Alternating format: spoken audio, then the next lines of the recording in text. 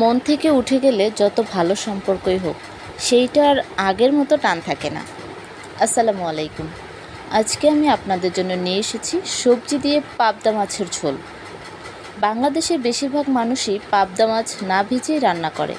আমি আজকে পাবদা মাছ ভেজে রান্না করব। প্রথমে ফ্রাই প্যানে তেল দিয়ে তেলটা গরম করে নিতে হবে।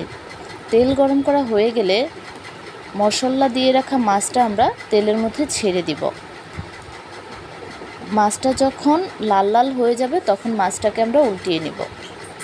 তবে অবশ্যই আমাদের খেয়াল রাখতে হবে পাবদা মাছ ভাজার সময় অতিরিক্ত তেল ছিটে আসে, এর জন্য আমরা ঢাকনা ব্যবহার করব। মাছ ভাজা হয়ে গেছে, এখন আমি কড়াইতে তেল দিয়ে পেঁয়াজটাকে লাল লাল করে ভেজে নেব। এর মধ্যে অল্প একটু পানি দিয়ে হলুদ গুঁড়ো, মরিচ গুঁড়ো, আদা বাটা, রসুন বাটা ও পরিমাণ মতো লবণ দিয়ে ভালোভাবে নাড়াচাড়া দিয়ে কষিয়ে নিব। মশলাটা কষানো হয়ে গেলে সবজিগুলো দিয়ে দিব। সবজিটা ভালোভাবে মশলার সাথে আমরা মিশিয়ে নিব। এরপর অল্প একটু পানি দিয়ে ঢেকে দিব এবং ঢাকা দেওয়ার পর কিছুক্ষণ পরে আবারও নেড়েচেড়ে নিব।